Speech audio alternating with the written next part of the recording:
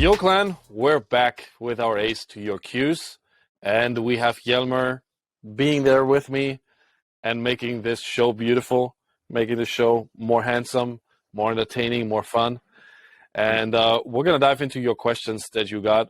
I know that we have some, I don't know if it were that many, I didn't take a look at it to be honest, but we're going to make this fun. We're going to make this good. And to give you a quick summary of what this is all about, it's just basically another format that you can use if you have questions that we can answer for you. And we're going to give our best to really be precise on everything that you might have not had the time to, or where you were too shy on the call to ask those fucking questions. Because I know a lot of you guys, when I ask you, like, come up with a question, you're like, he's asking me? Mm-hmm. And they're freaking the fuck out. So yes. If it's easier for you to send them in, right, like for text, this is your fucking chance. And you better use it, because otherwise, like, I'm just going to assume that you know your shit. And then I'm like, fuck, man, I would love to be you. I would love to be in your shoes where I have no more questions. It's fucking awesome, especially when it comes to business, because I think, like, it's an ongoing process. But if you're so far that you're like, I cannot ask this motherfucker anything, he wouldn't know how to answer it anyway. Awesome. Then I assume that you did a fucking good job, and I did a fucking good job too. So, yeah, cool. But if you have questions, ask them, even if they sound stupid to you. Maybe they're not even that dumb, and we're all a little bit dumb in some things. But the dumbest person is the person who doesn't ask anything, although they know they have a question. That's a fucking retard. Don't be a fucking retard, okay? So, yeah, man. Yeah, man. What's up? What's on our list today? Yeah, we got some nice questions. We got some questions from new people that just joined the group. Some of them we were able to meet during our last Portl call. So that was pretty awesome. And yeah, good of you to ask questions. Like Valentin said, this is a pretty amazing opportunity because you get the opportunity to actually almost have like a one-on-one setting, because we answer your questions and we take time out for that. And not sure if you ever seen Valentin's hourly rate, but it's a pretty awesome opportunity that you get to ask these questions. And yeah, so and maybe we're not gonna do that any longer, right? Like if we feel like there is no gratitude for that, and we had it last week again where we just Yerma takes his time. He could make some money in the time. I could make a lot of money in the time, believe me. And we show up for this, and we give our best to give you the answers. And then the people who ask the questions don't even have the respect to just say anything about that. Then I'm like, okay, if you don't pay any fee at all, right, there's zero appreciation, then I'm like, fuck this. Then we're not going to do it. And I say that not because I'm personally so pissed off about it, maybe a bit too, but most of all, it's just for giving you a lesson. And the lesson is this: if you're ungrateful, you will never receive anything. Because people who are never grateful, they don't understand how success works. And this is the bare minimum that we expect you to do. If you ask a question, like imagine yourself, like, if I would ask Yelma a question, like, hey, Yelma, could you help me with this? What would you usually say after he gave you a very detailed answer to that? What would you say? Are you such a fuck up that you wouldn't say thank you for that? Then it's time to change your fucking manners. For real. And not only your manners, but your whole fucking mindset. Because this is not how life works. Having no gratitude towards things that people give you for free is fucking retarded. And it means you're a fucking asshole. And I want to push that out of you. I know that you don't mean it, but hey, what's so hard about just saying, like, hey, thanks. Thank you for taking the time. Thanks. I appreciate you taking time for giving us answers to that. I love to do that. And I love seeing these questions. For sure. I have to pull them out of you every single week so that we get any. And I know that you all have questions, but everyone is so shy to make the first step. And second of all, I rarely see appreciation again. I was like, I don't know, like, if I really have to remind you of that every week, then we're just going to turn it down because you don't deserve it. I can do other stuff too. Yelma has other things to do as well. We don't need to do that shit. We love to do it, but show us a little bit of a respect, please. Okay? Yes. Save the Q&A, guys. Come on. Let's get going. All right, but we still have some questions, fortunately, and we're starting with Simon.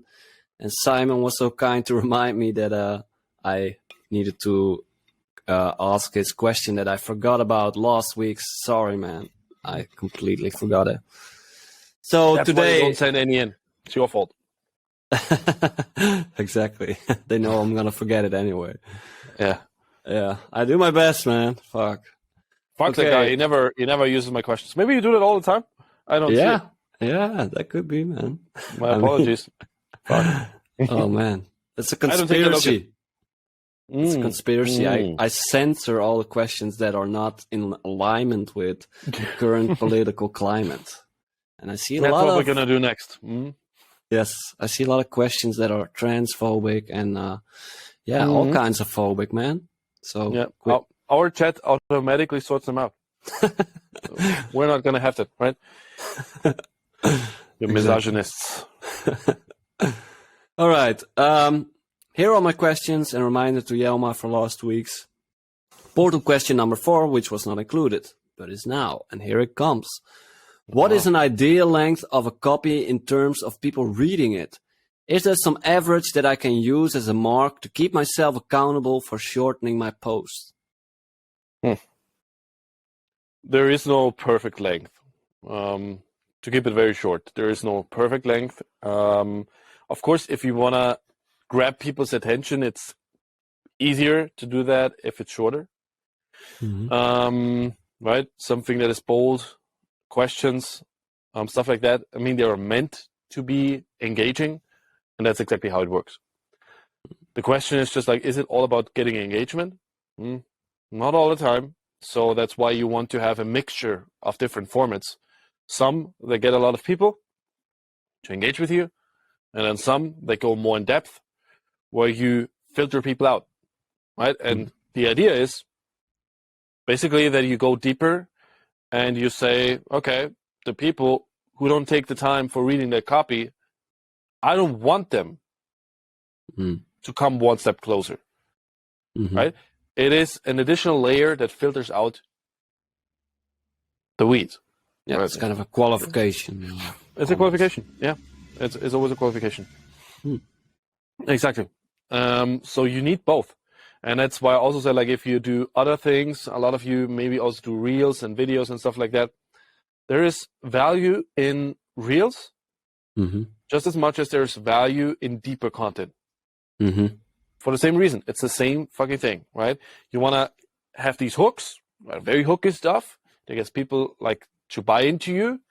And you need that viral content. However, it's not enough.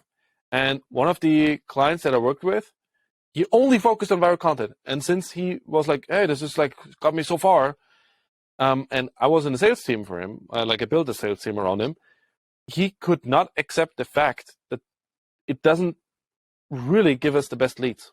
So like, it's good, but you also need to do this, mind-shifting content.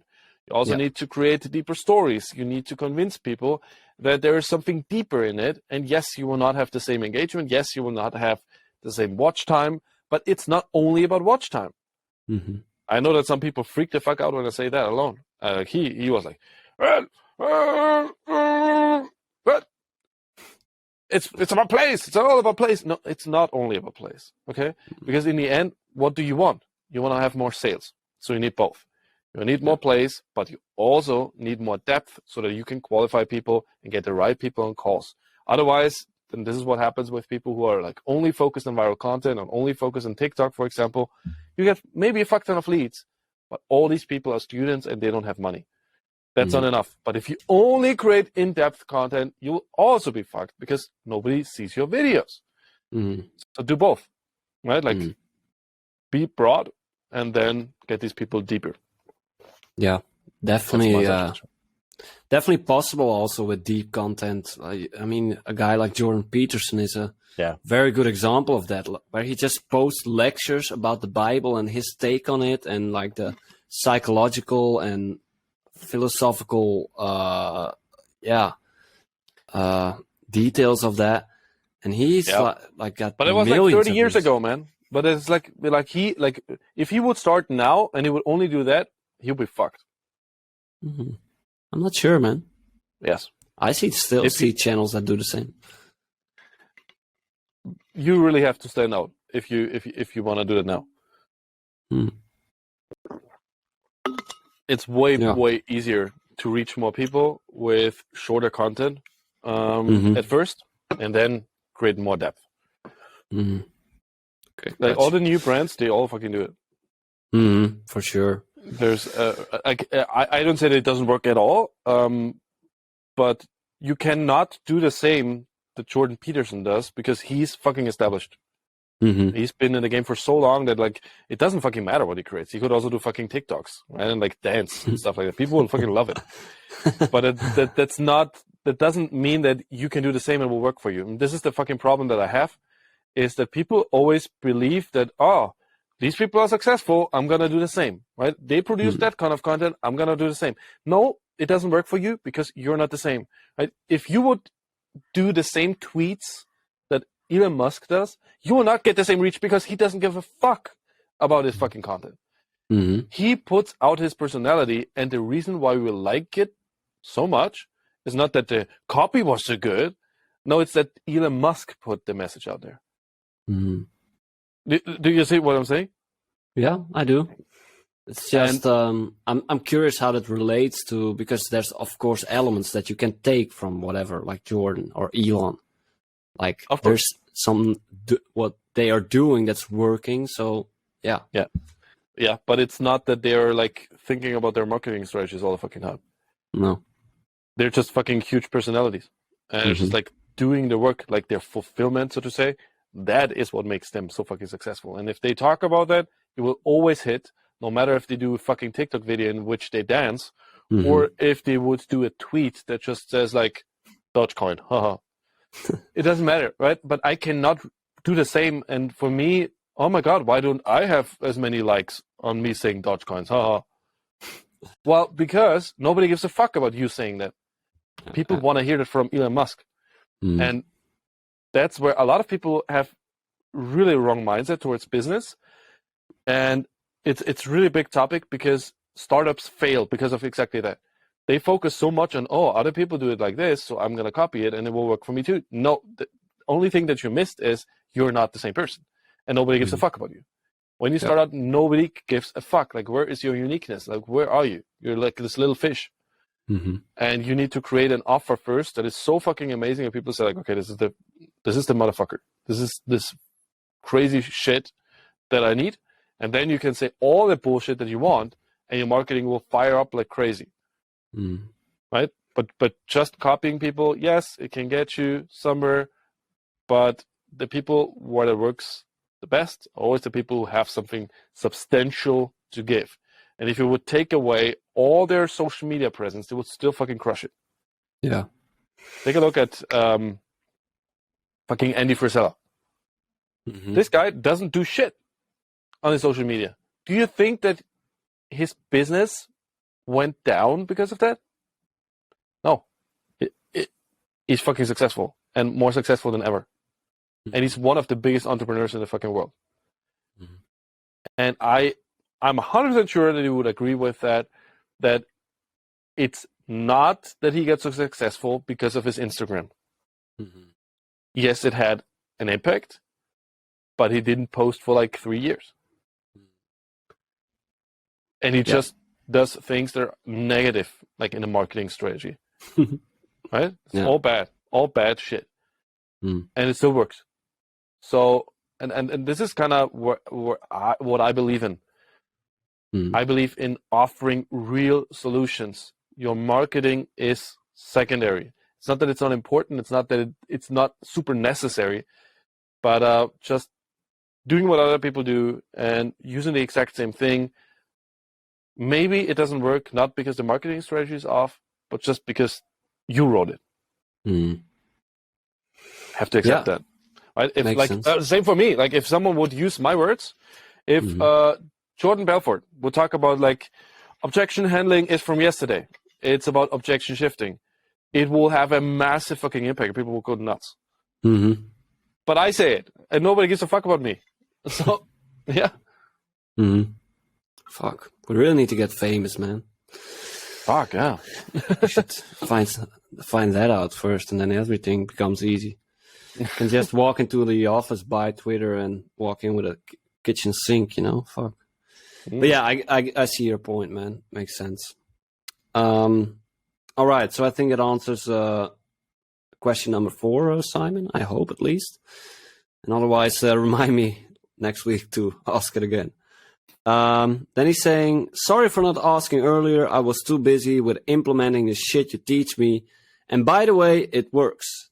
This is an apology for posting the question late. And yeah, it's a little appreciation. And I think Simon's doing awesome. Yeah. So that's cool. And then works, a question follows. Yeah, man, shit works.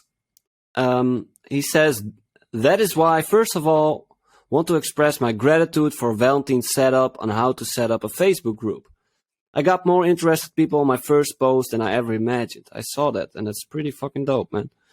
Tomorrow, Tuesday, my group will go live, and my first live group session will be on Wednesday. This is an introduction. I have decided not to go for an immediate call to action. Try its call. Is that a good thing? I feel I should first prove some value. They have just committed to answering my call to join the group, so not rush it, right? I would not make a big deal out of having a triage call. Mm-hmm. Why not have a triage call? Like, what is the big deal? I would say it's only good for people. I know that there is like this whole fear of like, oh, I get on a triage call. Oh my God, they are trying to sell me. But the more we play into that, also as the salesperson, I think the more we confirm that. Yeah. So I would just go away from that and not make a big deal of it, and just like, it's a free call, and you can provide a lot of help on these 15 minutes that you provide. And if it's not a fit, totally fine, right? Yeah. It's totally low pressure, but I would still do it because why not? Like, I don't see a problem. And I don't see that breaking rapport unless you feel like it does break rapport. Yeah. Right? Yeah. I mean, I wouldn't feel pressured. I mean, I'm not even sure if they feel that way. Like, oh, I had to join this group and now I have to get on a call. It's like, no, they wanted to, right? They've found it valuable, and you're giving them even more goodies. So it's like, woo. Yep. They might very well like it. All right. And then his second question. I also want to reach people outside of my friend list. Any thoughts on that? Other than ads, like I will mention in my next question. Oh, ads, like Facebook ads. Yeah, of course. Where do these people hang out? Like maybe in Facebook groups, in other communities, in other places. This is what you have to discover. And the path to get there is something that we talked about in its details in Impact Generator. Right? Where do they congregate? How can you get in touch with them? How can you increase your followers? From there, they will see your content. From there, they will get into your Facebook group. This is kind of how you do it, right? And I would say, like, the thing is this. I would say if you get in touch with people, you could always now have these two solutions for them. Either you get on a call straight away, or you feel like, okay, it's not the time yet, but hey, you can join this Facebook group. You'll have free trainings, and you'll have everything you need. So the only question is like, and this is something I cannot answer for you, is like, do you know where they hang out? If you know where they hang out, go to those places and add value. Just be around and just show yourself as the person you are with everything that you got, and build connections from there. Yeah, and I think you can also still follow the advice you gave Matthias, I think, back a couple weeks, and that is following people in the street. Yeah, of course. Yeah, follow people, run after them. Exactly. No, just kidding. Okay. And then we have a third question. What is your current view on running some Facebook ads? Is it still worth it? Hearing a lot of different views on it lately. I did want to invest some money into it and start somewhere in the upcoming 1 or 3 months. Mm-hmm. There's no discussion that Facebook ads, like for me, I don't understand how that can be a topic that is controversial or like I mean, yeah, controversial. It is maybe if you don't believe in the metaverse and you're like, I don't want to support these idiots. That is what I understand. I respect that. But there's no question around that to be working. Mm-hmm. Like the only people who would say like this doesn't work are people who just don't get it. That they just don't understand how it works. It is a skill you have to develop, and you really need some budget. Also because like the first like 2 to 3 weeks, it will just be testing, and you will probably not see the biggest returns because that's just how it is, right? Like it's Facebook will try to find out where your target audience is. Yeah. And for that, it needs money, right? So it will just search different people and see what works, what doesn't work. And probably like 2.5 weeks or 2 weeks until it finds your audience. Oh, with your audience, actually, it's probably much quicker because it's way smaller. Now that I think of it, right? I just wanted to give a generic idea. Mm-hmm. And then you will see results. And you will definitely get people in the group. There are just a lot of other things that I would set up before doing that in your Facebook group. And that's something I would discuss with you then, maybe one-on-one. Okay. And then he's asking if there's a blueprint or guide that you have on how and what to do with that. With the ads, you mean? Yeah, of course. Of course. There's a blueprint for everything. There's just a few layers to it. The thing is this, why I don't want to dive into it is I open a huge fucking box, and I'm not a marketeer who says like, yeah, I teach you in Facebook ads. This is like I'm not a Facebook ads genius. I understand the principles. I understand how it works. I would understand how to run ads to your Facebook group and use a landing page to do that because you will need that, right? So you will need something like ClickFunnels for making that effective. But I'm not the go-to guy for that, and I will never claim that I am that. So yeah, we can talk about it, but I do have a blueprint to make that quick on how to get people in your Facebook group from there, and then you gotta play around and test a lot of things. This will be the first phase, like different copy, different pictures, different landing pages. Yeah, it is like testing. Yeah, exactly. Quite an elaborate topic. Probably could do a separate Q&A about that. Yeah, we would need to do a workshop or something like that. Could be interesting. All right, and then his last question, which is more of a request, and he says Valentin knows what it's about, but I would like to share some big news with you all. I hope everybody can make it on Sunday's call. That's the coming Sunday. Can I get 5 minutes for that to share with you all? Well, yeah, of course, Simon. Especially if you wanna yell at people again. Fuck. Always invited to do that. Everyone else who wants to do that too, right? If you do it out of the right intention, right? If it comes from a big heart that you have. Because people don't misunderstand me. I had a discussion about that earlier today. The reason why I'm aggressive is not, and sometimes pissed, is not that I hate you and I want to make you feel bad, and I project my my own fucking problems onto you. It's that I believe that you can do better and you should do better, because I believe you have gifts that you need to share with the world.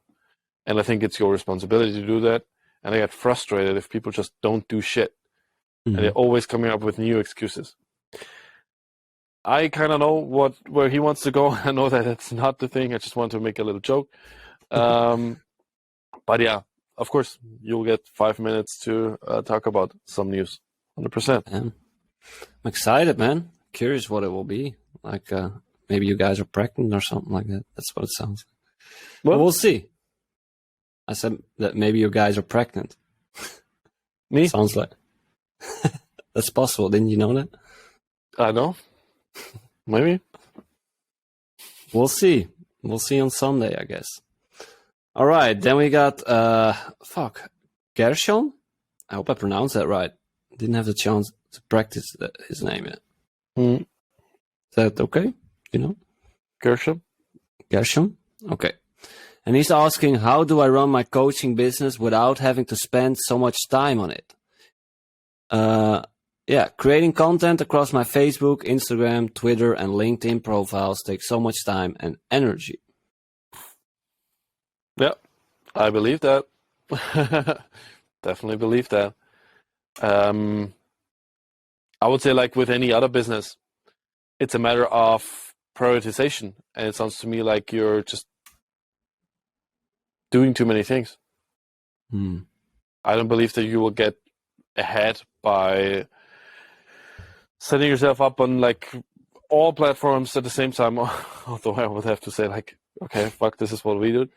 But it's just the difference is this: like, we just repurpose like one content piece and we use it everywhere. And why not put it up everywhere at the same time?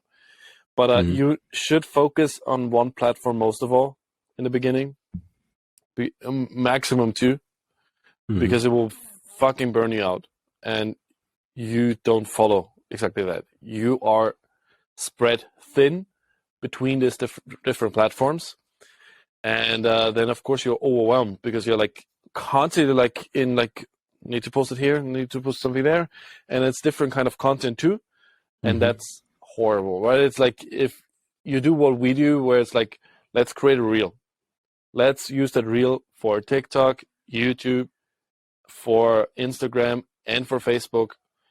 Yes, that's a fucking job, and I'm glad that I have someone helping me with that. But imagine you would do that, but you have to create different content for every single platform. Fuck yeah. That fucking kills you. Then you're not a coach anymore. You're only a content creator, right? Full-time content creator. You will not be able to do anything else. So the question is like, what do you want with your business? Do you want to coach people, or do you just want to show off as someone who does something? Because a lot of people, if I ask them if they would have to be honest, and probably would say like, I just want to look cool. But if you actually want to coach people, then what you need to focus on the most is sales. You need to get more people in your program. I would usually always say the most important thing is not sales. The most important thing is the offer, right? The problem though is, how can your offer be good if it's not validated by actual paying clients? And the way you can validate that is by selling it. People pay for it, and then you see they have good results, and you can still optimize a few things. It's premium product yet, but I'm not going to ask premium prices yet. Then you can adjust it and make it better and better and better, and it will become a premium product, and then you can add fuel to the fire with your content. But a lot of people do it exactly the other way around.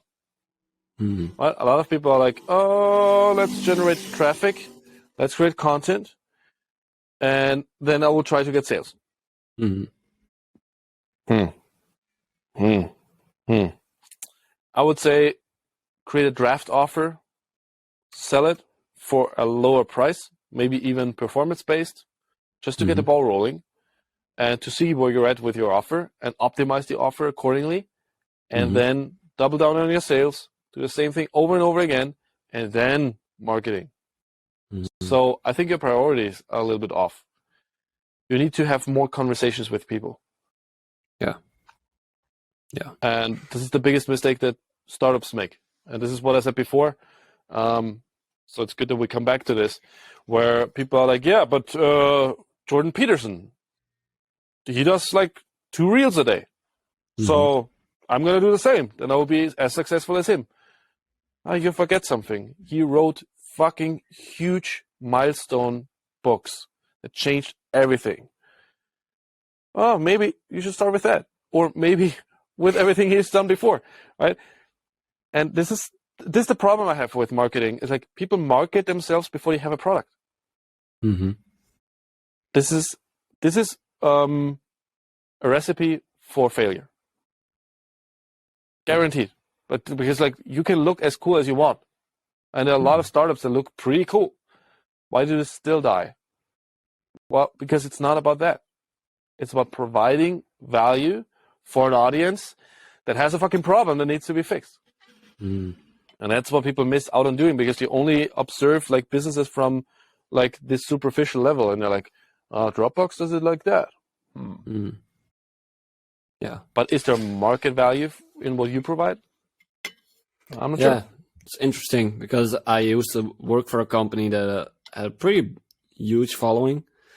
Did the same kind of thing, did live streams and all of that, and they had like, I think around over 100,000 followers, which is quite a lot, I would say. But they had no way how to monetize it, and in the end, they weren't having such a huge impact. And that's what's kind of surprised me when I started working with you, is that I checked out your profile, and I was like, yeah, I don't know. It's like, it's okay. But Not too good. yeah, just average maybe. And then, but now working with you, like I see how much of an impact you're having, and everyone in the group is having. So yeah, that's definitely that I had to learn. And to be honest, I still like showing off on my IG also. But yeah, it's a good reminder. Yeah, we all do. But yeah, you can only create value in terms of financial returns if you provide value. Of course, yeah. All right, and then he asks, how do I automate cold messaging across different social media platforms so I don't have to do that myself? Honestly, feels like it's draining me. Yeah, I will be drained by that too. You don't do it at all. Like cold messaging at first is a mistake. It's not a mistake, right? Okay, don't get me wrong. It depends on where you're at what stage you're at. But I have a company that I work with right now, and we create a sequence for LinkedIn where we just cold DM people just to get the ball rolling. But it's different because this is a brand that is established. And there's not a lot of competition. And so we can reach out to people and just generate more leads with it. But where you're at, you need to get more data around people, and you need to have genuine connections with people. And the only way you can do that is by not automating it. Right? Like this is like where you're at. To me, in all honesty, it sounds like you're in this like doing more will give me more. It can work. It can work. But usually it doesn't. Usually it doesn't. Well, if you ask me, and you ask me right now, what I think is a better approach, then it's the approach of real personal connection. And I would rather do less and do it very intentionally, build real connections, real calls with people, real DMs, and no cold DMs right now, because it's like classic cold DMs is just reaching randomly out to people and saying like, hey, what's up? Like, where you're at? People are flooded with coaches doing that, and they're sick of that shit. So instead of it, build a real connection with this person, and it all starts with setting up a justification why you reach out, because then you're already not this cold, like guy coming in with a cold approach. Right? It already is different if there's some kind of reason why you reach out.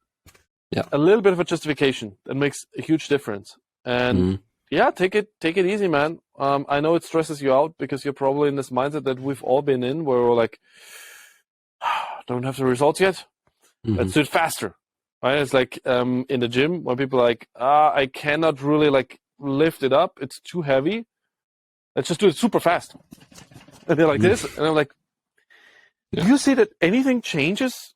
Probably not, but you always see a guy like that. They're just doing the exercise like super wrong, like especially with their shoulders. They're like, and I'm like, what the fuck do you do? You just want to wiggle, or like, what is this? It's just not how it works. Do it more intentionally, easy. Yes, it's more painful, but this is how you grow. At first, it's painful, but then it's actually much more enjoyable. Yeah, and a lot less draining because you get meaningful conversations, which you want to have in the end, I guess. Yeah. It's supposedly his second question, but I think he's a third by now. But he says, I'm also thinking of starting a YouTube channel. Okay. And running ads on Facebook targeting the Nigerian market, and it all feels so overwhelming. Yeah.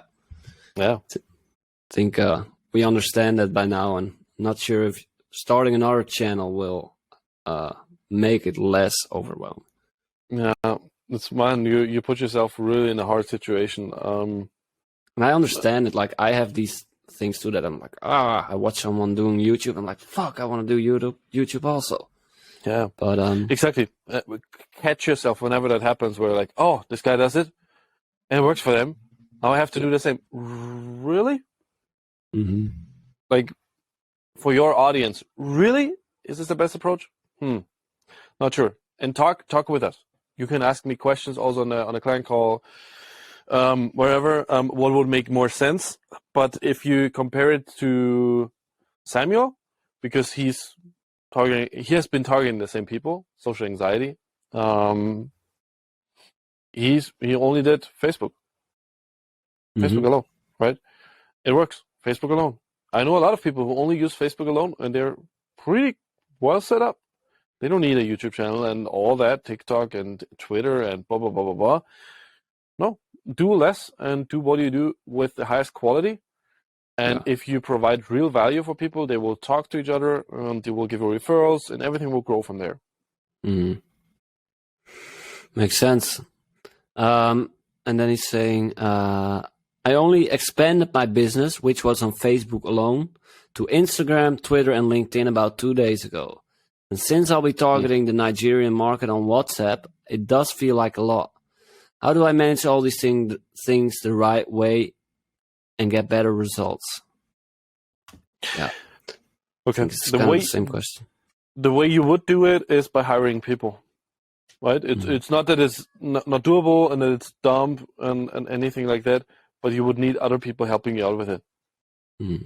But it's not a solution for one social media platform not working. One social media platform doesn't work, the other one will not work either. And then you have 5 platforms that don't work. So it's only harder. Yeah. And then lastly, he says, I don't want to just be visible across 5 social media platforms, putting out content constantly without making any money. Oh, yeah. You see? Wrong priority. I think from everything that I hear in these questions, your main focus, and you don't want to hear that, I know, but your main focus should not be about making money. I'm a sales guy, and I say that to you. But I think where you're at is it's about creating an offer. It's about building value for people. Believe me that the side product will be money. But a lot of people like come into the industry of like believing that this is like an easy way to make fast money. And I know that people are very good at selling you on that. And I know that there are some examples of people who do that. I'm not the right guy for approving of that message because I want to build something long lasting. And I want you to also reconsider that, taking a look at what bigger, much more successful businesses did. They created something that was of high value. Right? And this is the difference again between Jordan Peterson saying something and you saying that. Elon Musk saying that and me saying that. they created real fucking value for people. So if they say something in their marketing, it's a different message. Mm-hmm. It's different because they really have the fucking experience, right? They're really like fucking huge. Mm-hmm. And me replicating that is not the same. So if you want to make money, and if you want to make money sustainably, then put your focus on value. Put your focus on providing so much value for the clients you got that it will be fucking blown away. And optimize your offer again and again and again. And then of course, in the process, make money, but maybe don't charge in the same way that you would charge later. Because you can't. You're new. You're a young business owner. You don't know enough. And it's totally fine. It's totally fine. Usually, like the guys who are really successful in the long run, they don't make shit money in years. True. And it's fine. It's not that they were like, oh fuck, like I don't make money, and I'm like, because I'm so fucking bad at my marketing. No, it's just a process to create something of real big value that then dominates the market. And most people are in it for quickly making money, and they miss out on exactly that and will be out of business just as soon again. Yeah, true. I think it's a very good answer. And yeah, thanks for the questions, Gershon. Pretty awesome. Then we go to Vlad, and he's starting with question number 1. What to do when people don't take action and don't execute on your program? I work with some people, and most of them who were in my coaching program quit when they faced the first obstacles. I remember you were talking about that you believe in people more than they do in themselves on our coaching call. I tried offering additional coaching calls, following up the students, and making sure they all get all the questions answered. Chat support, mindset coaching in the context of music production. I do have a couple of people who got good results though. So what I teach is working. I'm just curious, is it a normal thing?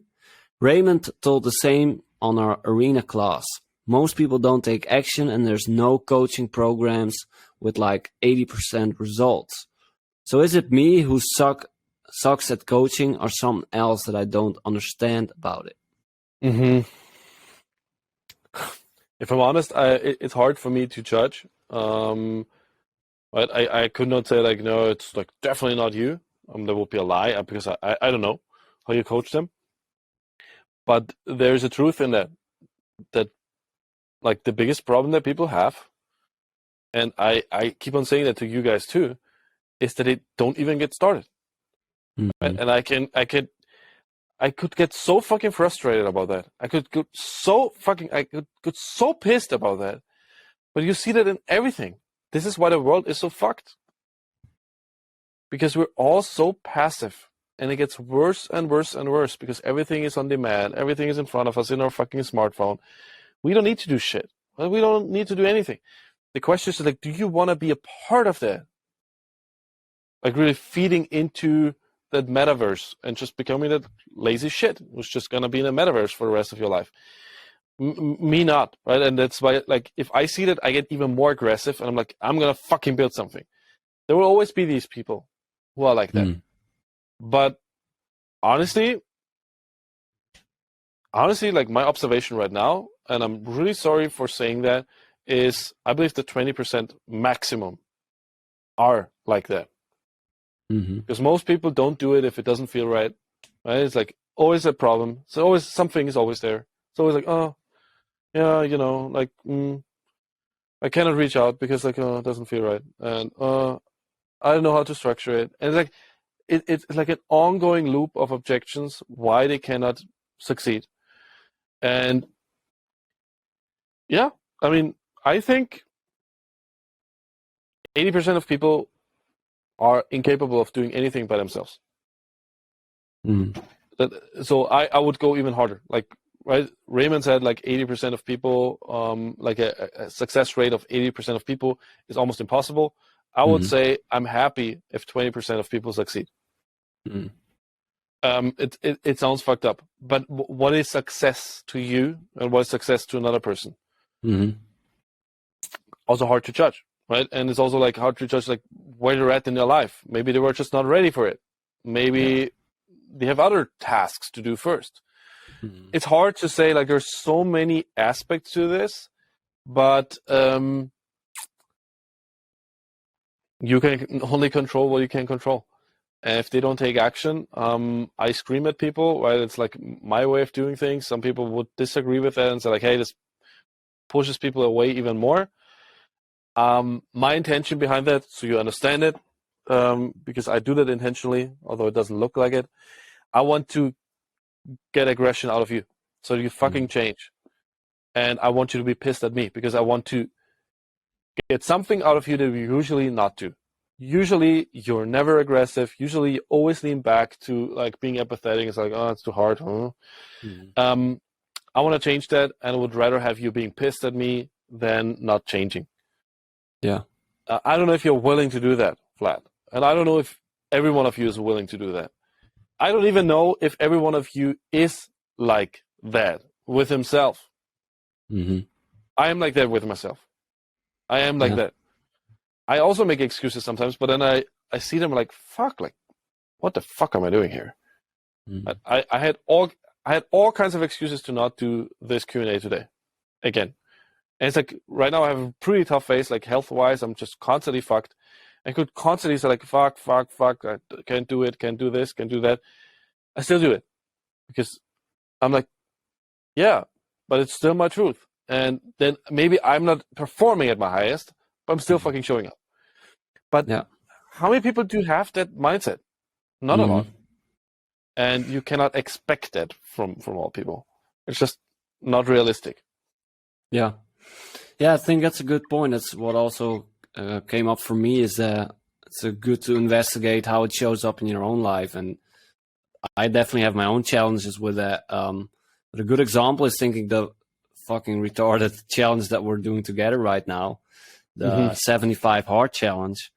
And God knows that, like with the idea is like multiple things, but one of the things in that challenge is like to do 2 workouts a day of 45 minutes, one outside, one inside. And there's a lot of excuses to not do it. Like, man, if I wake up at like this morning at 6 and I'm like, fuck, I need to go for a run.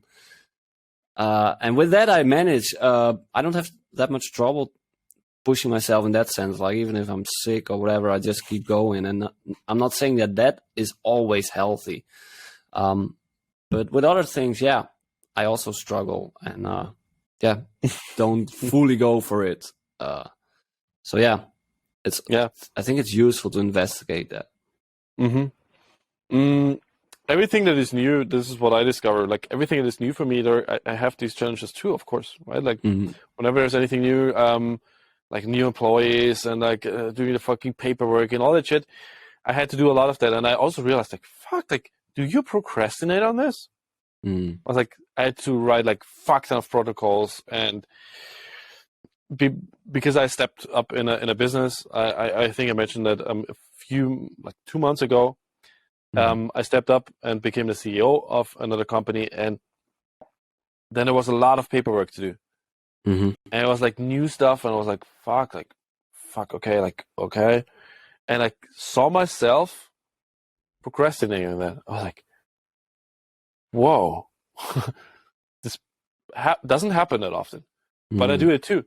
And I was like, what the fuck? Like, I make it such a big deal, although it's just about sitting down one time, going through the fucking shit, writing everything down, and it's done. It's not a big fucking deal. But this relationship towards the things that we do, I always keep on saying that if you're able to change your relationship towards the things you do, even if they're hard, whoa, that is being unbeatable. Right? If you say like you wake up in the morning and it's like, fuck, it's like, I have to go for a run. How can I make this fun still? And I read like in a book yesterday, it was from Frederick Dodson, I believe. I read a new book from him. It's an old book, but I read it because we were in the fucking 75 hard program. And I was like, okay, let's read this book. I always wanted to read it. It's not Power versus Force. Oh, and that's David Hawkins. Was it Yeah. David Hawkins? I don't even fucking know what kind of book I read. Doesn't fucking matter. But he talked about like how you can go about things like challenges Mm-hmm. and stress. And one of the ways that I intuitively learned on how to deal with stress is just fully embracing it, just fully allowing it to be there. The resistance towards the things is the problem. And I see a lot of people in personal development who resist things. They always talk about like not resisting things, but they actually fucking resist doing the work. And it's like, oh, it doesn't feel right, so I'm not going to do it. That's not really understanding how spiritual work works. Mm-hmm. Fucking do the work, because it's you just said it, and then maybe I'm not going to do it with my full power. Who gives a fuck, right? Nobody trusts you by that, but I'm going to do my best. Yeah. And maybe I find a playful way on how to do it. Like also the lead generation, right? Which everyone hates. Oh, lead generation, can I do it? It feels bad. How can you make it fun? Mm-hmm. Yeah, super powerful. And We already rented off, like, right? What sorry? I kind of went off the question. He asked about like what to do with these people. Mm-hmm. You give them everything. You can be aggressive with them to just get a spark of anger out of them, to take action, to use that energy to say like, fuck it, I'm not gonna have it anymore. This is something you can do. But aside from that, man, like give your best. Be an example of what you want them to do, and that's it. That's all you can do. Yeah, exactly. Cool. Then his second question is how to deal with current clients ghosting you. I signed a client for my coaching call in the end of summer. In 8 weeks, we had only 3 calls. What happened is that he told me that because of the time difference, it's not possible for him to attend the call so early in the morning. I told him, hey, no problem. We can do it later in the day. We have time. My schedule is flexible. We had 2 more calls, but the problem started arising earlier. I noticed he didn't ask questions or interact. And this is a really important part of the coaching. I brought this up. We agreed on that, but then he just stopped attending the calls and now he's ghosting me, lol. To me, it looks weird. As in a previous example, I offered everything, but he still didn't take action. And obviously, he doesn't pay now either. I could think something came up. It can be so in life. What would you do in this case? It's not a big deal, and I can find new clients who will be ready to take action. I'm just trying to understand what's going on when people behave this way. You asked the right person. I have a lot of these people, and I think there's always a percentage of these fucking losers, Mm-hmm. right? They're not able to communicate directly because they're fucking pussies. Well, like, I just better don't show up, and then they feel guilty for not showing up. And now, of course, like people will also blame me now, like, okay, you put them into guilt and it's your fault. No, it's their fucking fault. Be a man and show up. You signed up for this, you wanted it. What the fuck? If you don't want it, then be a man and tell them that you don't want it anymore. But I'm pretty sure what happened with this person is it was not exactly what he wanted, was not super happy about it because of other reasons, aside from the time, because if it's really important, you'll get up in the morning. Right? Like, unless you're such a fucking bitch, then it's like, fuck off, right? Like, you will never make it work anyway. People like that, I'm honest with you, like, do you really want to have people like that? I'm asking myself, like, do I want to have such a fucking cunt in my program? Right? Because I cannot provide help if they're so fucked. And I always say that again and again. If you have such a fucked mindset that you cannot even show up and it hurts you so much to get up in the morning, excuse me, like, are you a grown-up man or are you like a little fucking kid? I'm sorry, but if like I don't know, like if you ask him to get up at 4 a.m., of course, maybe I don't know, but a lot of people are like, oh, I have to get up at 8. Oh my god, like, Yeah. and they don't want to do that for building their business. I'm like, man, Good luck. good luck in the real world, motherfucker, right? And then I'm the guy who would say, and you would think about it. I see it from 2 perspectives. Either you say like, learn the lesson, still pay it off, because you're committed to that, right? And then you don't show up and you just still pay it. Or and it's the lesson to pay but not getting value. You could go on that path, or my path very often is more to be like, call them out and say like, this is not going to work. Yeah. Stating your boundaries. I'm somewhere in between. I'm also not sure, because also in Portl we have a lot of fucking idiots who are just never showing up, and I'm like, do you want it or not? Like, everything's there for you, but if you don't take it, then I'm like, why don't you use the money to invest in drugs, right? You can have a fun time, like Drugs enjoy can be it. great, man. Yeah, I mean it's better than not using something that you got, right? It's like, and there are some people who pay me, and I'm like, is it immoral for me to take the money? Because I'm like, you get everything, but if you don't do it, like, hey, and in the past, like I did both. So usually I kick people out like that. I just tell them like, hey, this doesn't work. This ain't gonna work. And if they don't pay you, of course, there's no question. Like, then fuck off, right? Like, fuck off immediately. If you don't even take action, you don't do anything, fuck off. The problem is people, like what happened with this guy in particular, I'm pretty sure about that, is that something was just not working, and it was probably too hard. This is the classic thing. It's like, it's too hard. For me, it didn't work because I'm so special. Right? Yes. Okay. You're a fucking bitch. Okay. Just say it the way it is. Good. It doesn't work for me. And now I don't want to show up. I find an excuse that is easy to use. It's too early for me. And you could change everything. It will still be too hard for me. I don't want to pay for this because it's hard. I thought that I would pay you and it would all be gone and I would be a music producer right away. Right? Like with me, they pay me and they're like, where are the clients? Huh. Well, you have to do something about it too, right? It's called coaching. It's not called, I'm going to do your sales. If you want to do that, you have to pay way more. And the same for you. These people probably assume that they pay you and they will have perfect productions and will be Avicii tomorrow. Because that's the fucked up mindset that we have. Like, it's a recurring theme today. People are in such a fucked mindset that they're just always believing like, hey, it's like Netflix, right? I just click here and then I get entertained. No, in the real world, it doesn't work like that. Yeah. So, and then he finds all kinds of excuses, and then he feels guilty for not showing up and for not doing the work. And because of that guilt spiral, he cannot even communicate that. And since he doesn't communicate, he feels even more guilty, and he cannot escape the fucking hamster wheel. Yeah. I had that like thousands of times. I think that's definitely true. And the reason why I think it's true is that I used to be that guy, actually. I think I've told it on another Q&A, but I'm not sure if I've told Vlad. But you closed me on another program. I'm not sure if you even remember that. But you closed me on one of Buddy's programs, I think. And then I was like completely the guy you just described. Like, it could have been just me. Like, I was a bitch then. And even though like I had my own excuses, like you say, but everyone has.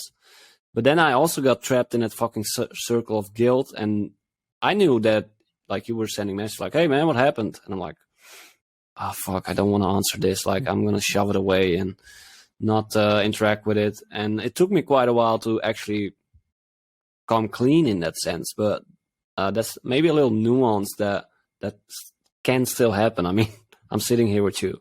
And I learned a fuck ton from you. I went through your program in the end. And yeah, so there's a little redemption arc that's still possible, even with these fucking cunts and bitches. So, yeah. We all have that. We all don't want that, right? We all have things that we feel guilty around, and I was like, man, that's a fucking hard fucking cycle, man. Yeah. But guilt can be powerful. Sure, yeah, for sure, man. Like in the short term. So it can just get you to say like, fuck this shit, like, let's get out of this fucking cunt shit. Yeah. Crap. I don't have good words. If you know that it's aligned with your truth and you know, like, I want to go there, but I don't do it, then you should feel guilty. Yeah. Because, in my opinion, just so you get the ball rolling, but then get out of the guilt. Yeah. So it's good. Exactly. Yeah. Good question, man. Cool. Thanks, Vlad. And then we have a question from the most intelligent and handsome guy from the clan, which is me, of course. And the question is if you have any advice on choosing your preferred way of communicating. Pervert. Perverse. We already talked about a little bit, I think, but I know Reels are the best way right now. I know we do that on our own channel. But I have a hard time with Reels and creating like good production quality in that sense. My setup still sucks. My editing is pretty shitty. And I see that some people still manage to have great engagement using like just dope pictures or whatever. So was curious what your take is on that. I don't believe that Reels are, like, don't misunderstand me. Just because I do it, it doesn't mean that I believe that's the only and ultimate truth. It really depends on your audience, most of all.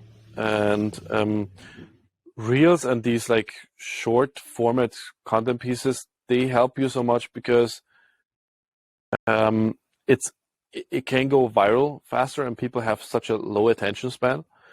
Yeah. The question is also like, do you want to feed that even more? Right? This is like the question I ask myself all the time. Yeah. Do I want to push it even harder and be a part of it? Yeah. This is where I have my struggles because I'm way better at communicating like in a format like we have it right now, where we have a normal conversation. I think that's much more valuable.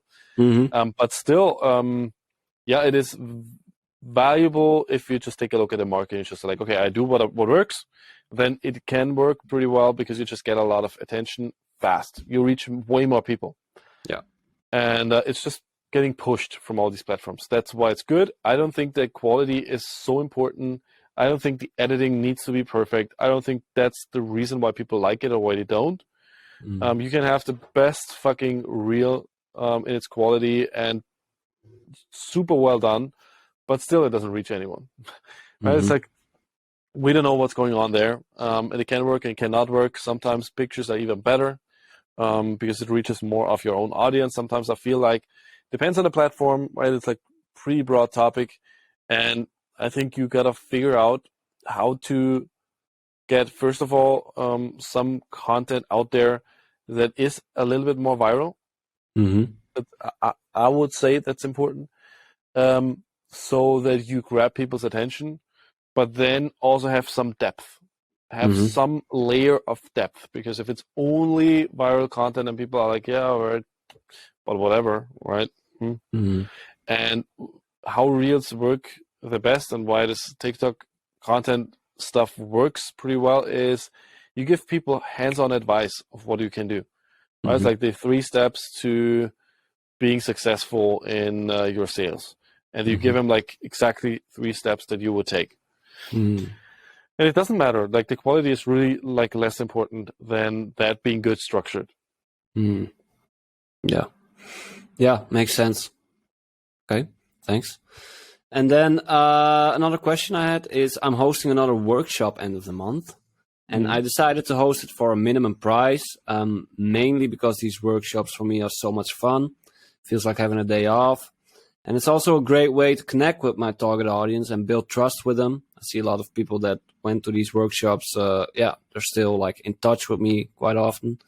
And I kind of see it as a similar like the RSD free tour. I think you know that. Yeah. I think you even helped with the assisting those. And but the value they get is kind of disproportionate to the price. So they don't pay a lot. And what do you think about that? Do I need to raise my price? And what do you think of the overall strategy? Overall strategy is awesome. I like that. I believe that people would gladly pay more today for seminars and personal coaching because of the last couple of years where everything only happened online. Right? Like I'm a guy that does everything online, but I'm still saying that I believe there's a big advantage in you providing something in person. And I believe that people would support that. Like the way I see it, how people consume the stuff, like also with the other company I have, when we do things in person, we do presentations and stuff like that, it's like the impact is insane. It's really fucking insane. And I think people have a longing for that. People want that back. They want more of that. So Sure. why not use it? Questions were like, what is the minimum price, and how does it fit into like the overall idea of the business and stuff like that. There are many details to it, but in general, I like that idea, and I believe like setting it up in a way that is accessible for a lot of people, and knowing that you have an opportunity to get these people upsold to something bigger is awesome. Yeah. Yeah, I mean, fuck, and I get so much like energy from it. It's almost like a free marketing day, also, because I have a buddy that's shooting pictures for me, and it's like looks cool pretty soon. Like, just some context for people who don't know it, like throw people into ice baths, basically, and man, that always ends up having a shit ton of cool pictures, which I then can use. And but yeah. I think you're right. It's very valuable, and people do have a longing for it. Though I have to say that my audience never experienced a lot of loneliness, because during the whole pandemic, they were just like, "Fuck it, we're gonna meet up anyway." So they never really missed that much. I see what you're saying. But All right. they will still want to pay you and support this, right? That's Yeah. what I mean. Yeah, definitely true. All right, then we have some last questions from Trey. And he says, let's say you send someone an outreach message like, hey bro, I love your video on such and such topic, and I can really relate because of such and such reason. Now they respond with, thanks bro, I appreciate the support. How do you typically move forward from there? I have a way of doing it that works, but I'm curious how you go about it. Thanks. I have no generic rule that you need to follow. The question is like, where do you want to go next? Like, what is your next goal that you want to hit? I know the end goal, of course, is booking a call, but how do you reverse engineer the process so that it makes sense and it's not breaking rapport? Because if you make like such a big topic change, then people are like, huh? Like, where's this coming from? Ah, okay. And they get suspicious. Take a look, like, what is it that you liked so much about the video, right? Like, what were the things that stood out for you? And use that as another reason to ask a follow-up question, because it didn't give you a lot. It might be that this was also like too generic. Like this first line was like pretty generic. It's just pretty much like, I liked the video, but what exactly did you like about it? What specifically stood out for you? What were the small things where like, oh, this was really cool? And that's why I always tell you, like, do not blast people with as many messages as possible. Take a look at them, observe them, and see what are the things, the details of the video that you liked so much, and restrain from thinking about yourself so much in the beginning. It's immediately like, how can I get him to a close? No, build the connection first, and then you will lead them there, and it will happen very easily if the connection and the rapport is established. You get to see it like that. Like, everyone has their defense walls up, like big fucking times. Right? And if there's anything happening that people know of, they will just break it down. And that's why I'm not a guy who says like, hey, here's the same script that you use every time. No, it will produce the same problem again. Yeah. I want to give you something that works, understanding principles behind it. We have a full program on that. It's called Impact Generator. And it walks you through that in its details, like scientifically researched by us, how you can do that. But it's not a script. It's a framework. It's really setups that work and breakdowns of what we do. Yeah. And also breakdowns of what you do and how we can better it. Yeah. So in this situation, I would just go back again to the video and pick it up, something that really stood out, so that he has a confirmation of like, I'm really genuinely interested. Because it's like the guy who gets on a sales call and says like, hey, how's your day over there in Florida? And you're like,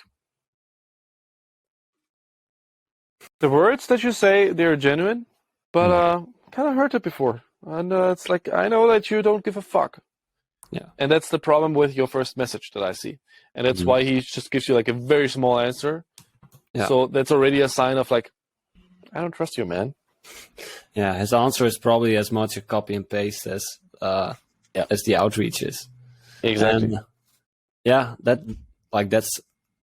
strategy is just scratching the surface of the whole impact framework, of course, but it already made a huge difference for me. Like, actually, it's such a dumb thing, also, but fuck, actually being interested in people and curious, like really taking on a very curious mindset. I mean, like, wow, or actually being interested and really looking, and then you see subtle things, and you're like, whoa, that's cool. And it can be dumb things, but if you then actually comment on that, you automatically stand out because no one is fucking taking the time and effort to look into it. Yeah, yeah. These people 100%. get thousands, like we said it earlier, we get thousands of messages. I get them. Like, recently I did a fucking purge and like deleted all these motherfuckers because they keep sending me messages and dumb memes like, still waiting. And I'm like, yeah, why do you think you're fucking waiting? Like, sending me this dumb... Oh man, but yeah. I mean, I was there, but and it's okay.